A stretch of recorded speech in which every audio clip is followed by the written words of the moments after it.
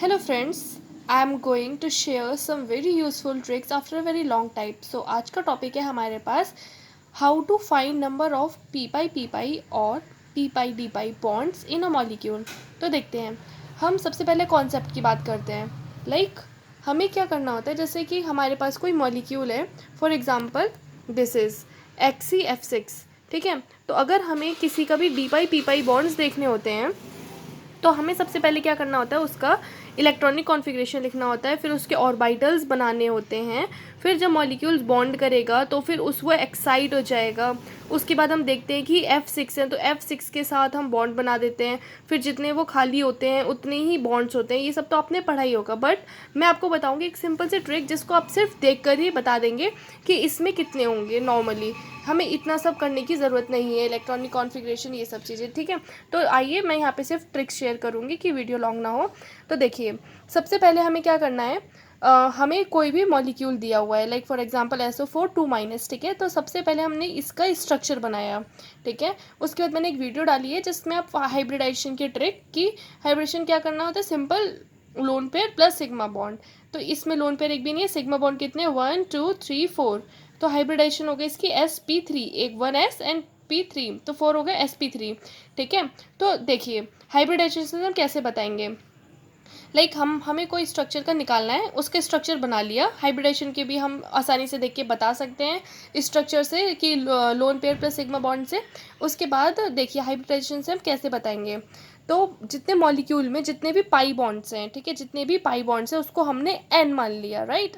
अब हमें देखना है, जैसे अगर हमारे पास हाइब्रिडाइजेशन आती है sp. ठीक है, तो देखिए sp हाइब्रिडाइजेशन, इसका मतलब एक ही p का ऑर्बिटल है जो हाइब्रिडाइजेशन में गया है, बाकी के दो पाई बॉन्ड्स बनाते हैं, क्योंकि पाई बॉन्ड्स के जो इलेक्ट्रॉन्स होते हैं वो अनहाइब्रिडाइज्ड ऑर्बिटल्स होते हैं, उसके ऑर्बिटल्स अनहाइब्रिडाइज्ड होते हैं. ठीक है, तो देखिए जैसे sp है हमारे पास, ठीक है, तो इसका एक p हाइब्रिडाइजेशन में चला गया, और p में कितने ऑर्बिटल्स होते हैं, 3, px py और pz. ठीक है, तो एक p हाइब्रिडाइजेशन में है, तो 2p हमारे पास अनहाइब्रिडाइज हुए जो पाई बॉन्ड्स बनाएंगे. ठीक है, तो अब हमारे पास n number of total pi bonds हैं, तो उसमें से 2, क्योंकि एक हाइब्रिडाइजेशन में तो 2 बचे, तो 2 ने p पाई बॉन्डिंग बनाई, बाकी के जितने भी पाई बॉन्ड है -2 कर देंगे, तो उतने ही हमारे p पाई d पाई बॉन्ड्स बनेंगे. ठीक है, अब जैसे अगर हमारे पास हाइब्रिडाइजेशन आती है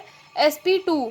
ठीक है, तो sp2 का मतलब 2p के ऑर्बिटल्स जो हैं वो हाइब्रिडाइजेशन में, मतलब px py हाइब्रिडाइजेशन में चले गए, तो एक p का बचा जो अनहाइब्रिडाइज है, जो पाई बॉन्ड बनाएगा. अब हमारे पास टोटल पाई बॉन्ड्स n है, तो p पाई 1 बना रहा है, तो n-1 कर देंगे, क्योंकि एक तो p पाई बन गया, तो p पाई d पाई के लिए n जितने टोटल है वो -1, उतने ही पाई बॉन्ड्स हमारे पास बनेंगे p पाई d पाई के. ठीक है, उसके बाद जैसे फॉर एग्जांपल sp3 हो गया, sp3d या sp3d2 sp3d3, इसमें तीनों p के ऑर्बिटल्स हैं जो हाइब्रिडाइजेशन में गए हुए हैं. ठीक है, तो p पाई तो एक भी नहीं बना पाएगा ना, एक भी नहीं p पाई तो 0 हो जाएगा. तो जितने भी हमारे पास टोटल पाई बॉन्ड्स होंगे वो सब p पाई d पाई ही बनाएंगे. ठीक है, तो अब एग्जांपल से हम देख लेते हैं, जैसे कि SO4 2- है. ठीक है, इसका स्ट्रक्चर बनाया हमने, तो 1 2 3 4 4, मतलब sp3 हाइब्रिडाइजेशन हो गई. ठीक है, तो 3 p के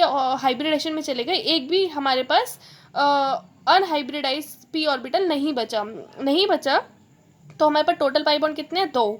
ठीक है, 2 टोटल, तो p पाई तो एक भी नहीं होगा, क्योंकि तीनों तो हाइब्रिडाइजेशन में चले गए, तो 2 जो बॉन्ड्स हैं वो हमारे पास p पाई d पाई के होंगे. ठीक है, उसके बाद जैसे XeO3 है. ठीक है, तो इसका स्ट्रक्चर बनाया हमने, हाइब्रिडाइजेशन कैसे होगा, 1 2 3 sigma bond plus 1 lone pair, तो 4 sp3 हो गया.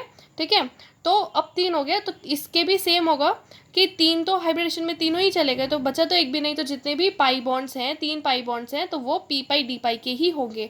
अब जैसे सेम होंगे बाकी सारे, XeO4 है जैसे. ठीक है, तो XeO4 में भी हमारे पास 4 बॉन्ड हैं, इसकी 1 2 3 4 हाइब्रिडाइजेशन हो गई, sp3 हाइब्रिडाइजेशन हो गई, तो एक भी p का तो कोई बचा ही नहीं, अनहाइब्रिडाइज ऑर्बिटल कोई बचा ही नहीं, तो चारों पाई बॉन्ड्स जो होंगे वो p पाई d पाई के ही होंगे. अब जैसे SO3 का एग्जांपल हम देखते हैं, तो SO3 में इसकी हाइब्रिडेशन कितनी हो गई, 1 2 3, 3 सिग्मा बॉन्ड है तो sp2 मतलब p के 2 ही हाइब्रिडेशन में गए, एक नहीं गया, तो एक जो बचा वो p पाई बनाएगा। बाकी के पाई बॉन्ड्स कितने हैं हमारे पास, 1 2 3, तो 3 - 1 2, 2 जो है p पाई बनाएंगे। सेम SO2 के केस में हम देखते हैं, SO2 में भी हाइब्रिडेशन क्या हो गया, 1 2 sigma bond 1 lone pair, sp2 hybridization हो गई।